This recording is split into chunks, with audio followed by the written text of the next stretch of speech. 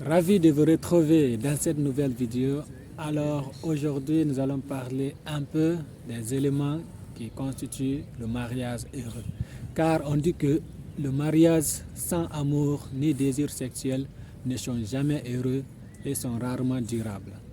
Car l'amour sans le désir sexuel et le désir sans amour ne conduit jamais au bonheur véritable.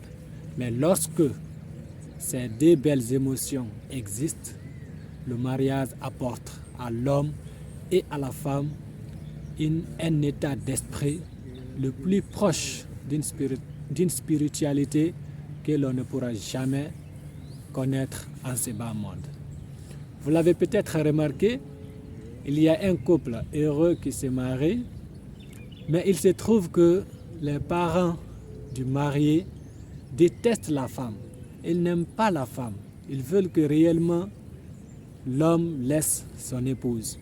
Mais qu'est-ce qui se passe généralement? Le mari, quelle que soit la situation, il va prendre toujours la défense de sa femme, quelle que soit la situation. Parce qu'il y a cette connexion, il y a cette compréhension de ces trois termes. Car partout règne l'amour, la tendresse et la compréhension de la fonction sexuelle, c'est que les deux couples sont unis. Jamais ne pourra les séparer. Quelle que soit la situation, ils pourront se soutenir mutuellement l'un à l'autre. Heureux le mari dont la compagne comprend la véritable relation entre l'amour, le désir physique et la tendresse.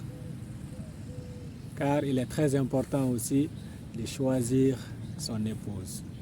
C'est une étape clé dans la construction d'une belle famille. Alors, pour choisir votre épouse, il y a des critères que vous devez suivre. C'est très important de le faire.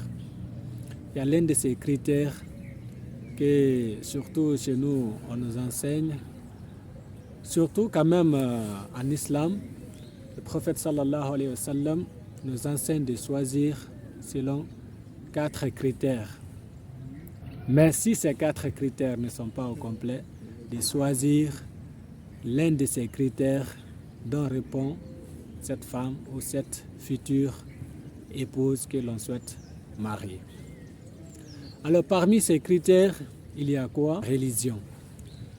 Elle doit être religieuse. Vous devrez partager la même profession religieuse. Je m'explique pourquoi. Il y a certains, ils se disent le mariage mixte entre un musulman et un chrétien, ce n'est pas grave de se marier. Si l'amour est là, on peut tout faire. Mais laissez-moi vous dire que je suis désolé, c'est impossible. On ne peut pas se dire réellement qu'on est amoureux l'un de l'autre pendant que dans notre arrière-pensée, on se dit que notre compagne ira de l'autre côté, n'est pas dans la bonne voie. La personne ira en enfer peut-être. Parce que tu ne peux pas prétendre aimer quelqu'un et penser à l'au-delà que oui, la personne ira en enfer. Parce que imaginons un musulman et un chrétien se marient. Pendant que l'autre prie son Dieu, lui il sait que ça c'est la réalité. Toi aussi, tu pries de ce côté, tu te dis que oui, tu es sur la bonne voie. Et que ton mari ou bien ta femme n'est pas sur la bonne voie. Et si réellement la personne n'est pas sur la bonne voie, tu te dis que oui, à l'au-delà, la personne ira en enfer. Alors comment tu peux aimer quelqu'un pendant que tu l'aimes ici, mais dans l'au-delà, tu connais sa place? Donc c'est impossible. On ne peut pas prétendre aimer quelqu'un, lui souhaiter le malheur dans l'au-delà. C'est impossible. C'est pour cela qu'il est important de partager la même profession religieuse. Ce serait aussi très facile d'éduquer vos enfants. Parce que c'est l'un des éléments les plus importants aussi, les caractéristiques du mariage. Voilà, c'est de constituer une famille, de garder sa descendance, sa lignée. C'est très important. Parce que sans le mariage, la lignée peut disparaître. Alors pour garder cette lignée-là, c'est pour cela qu'il est très important de se marier. Maintenant, dans ce mariage, une fois que vous avez les enfants, donc il y a la facilité ici d'éduquer vos enfants parce que vous partagez la même conviction la même religion. Donc, c'est très important. Les enfants ne seront pas dispersés, ils ne seront pas là. Bien sûr, au début, vous allez les inculquer l'éducation. Une fois qu'ils seront grands, ils vont prendre des décisions, voilà, et vérifier tout. S'ils désirent rester, ils vont rester. S'ils ne désirent pas, basta. Donc, très important de partager la même religion. Une femme de comportement, de bon comportement, de bonnes attitudes, c'est l'un des clés aussi, l'un des critères de sélection dans votre futur. Si vous voulez vous marier, vous désirez réellement vous marier, il est très important de prendre cela aussi en considération. L'un des 3 critères, des 4 critères aussi, c'est la beauté de la femme.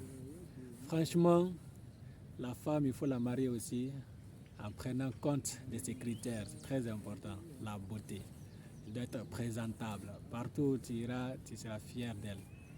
Donc c'est l'un des 4 éléments aussi à prendre en compte dans votre future sélection. Et il y a un 4e élément, c'est sa recherche, mais cela n'est pas toujours évident. Voilà, celle qui a un peu de foulus, donc il ne faut pas l'ignorer. Toutefois, il faut se marier avec elle. Donc ces 4 éléments sont très importants.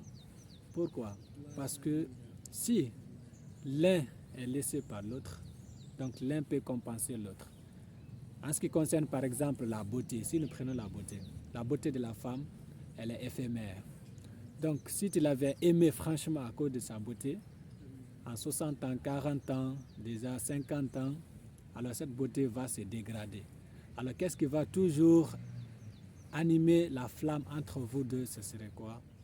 Peut-être elle a une bonne attitude, ou bien un bon comportement, ou bien tu peux l'aimer, continuer à l'aimer à cause de sa religion, parce que c'est très important.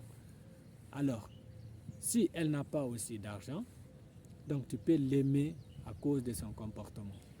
Donc l'argent peut disparaître, la beauté peut partir, mais à cause de sa religion, à cause de son attitude, l'amour peut toujours exister entre vous. Cette flamme-là, elle peut toujours exister jusqu'à l'au-delà. Donc voici, c'est pourquoi il est très important de prendre en considération ces 4 critères si nécessaires.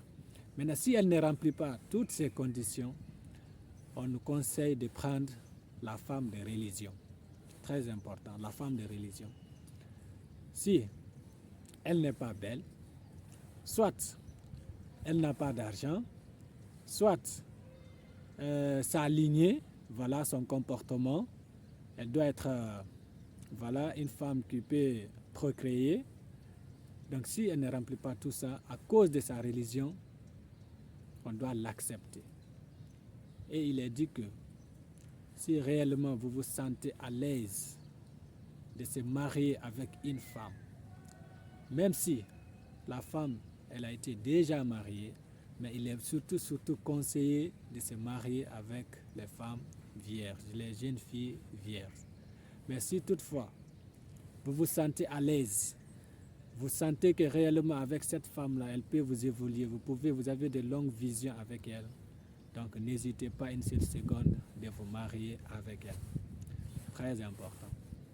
Alors, il est conseillé, si toutefois on a les moyens, il faut se marier, ça va éviter beaucoup de choses.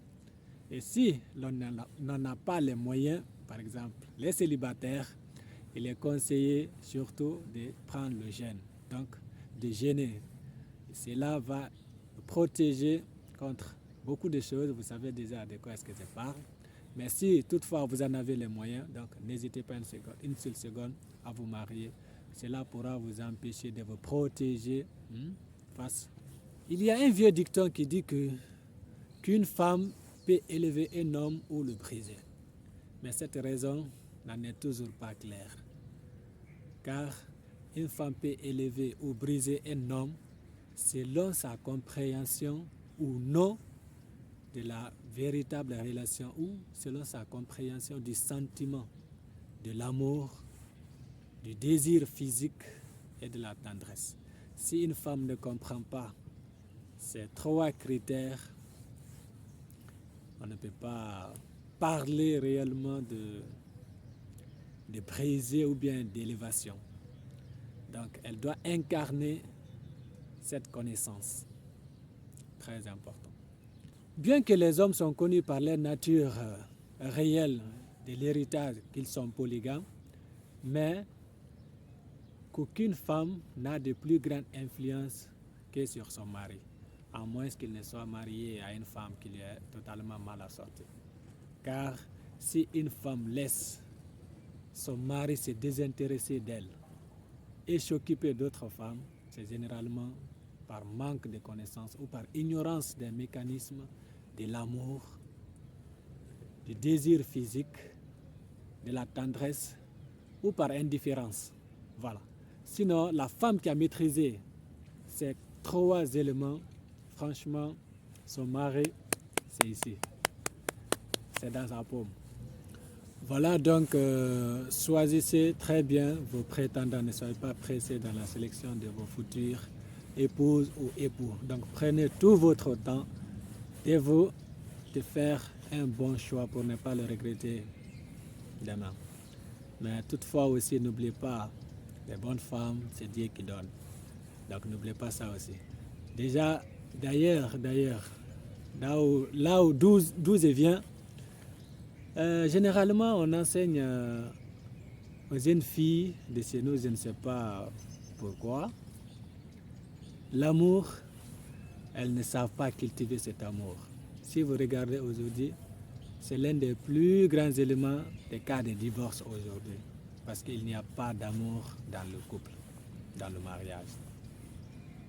Chez nous, d'où moi je viens par exemple, dès que tu te maries, qu'est-ce qu'on va dire? Si tu vas chez ton mari, ne lui montre pas que tu es amoureuse de lui. Il ne faut pas lui montrer. Non,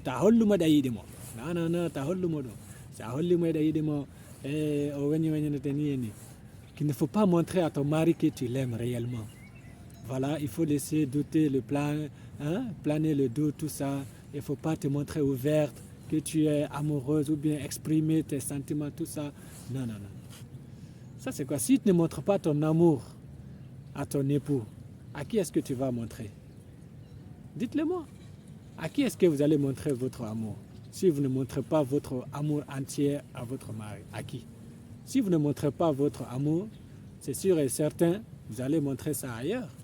Donc n'ayez pas peur de montrer votre amour, vos sentiments, exprimez-les. Montrez à votre mari que oui, il ne s'est pas trompé en vous épousant. Voilà, faites-lui sentir cela. Si vous voyez qu'il part chercher d'autres choses ailleurs, ou bien deuxième, troisième femme, c'est généralement parce que la première, je ne sais pas. Donc prenez soin de vos époux. Donc c'est vice-versa, ce n'est pas d'un seul côté. Voilà. Donc faites le maximum de part et d'autre. Et il y a comment je vais dire ça même? Je ne sais pas si c'est coutumier, c'est tout le monde ou bien... Mais généralement, les femmes, pendant le mariage, même si tu verras, la fille, elle n'a pas envie de pleurer, mais non. On va tout faire pour qu'elle pleure. Je ne sais pas pourquoi même. Est-ce qu'elle pleure parce que elle n'aime pas le mari, ouah? Ou bien c'est parce qu'elle va quitter ses parents? Mais de toute façon, bien avant cela, il y a eu des consentiments, on a parlé, on a discuté. Et par la suite, elles se mettent à pleurer le jour du mariage. Or, c'est un jour de joie, de bonheur, où tout le monde doit se réjouir. Mais on la force à ce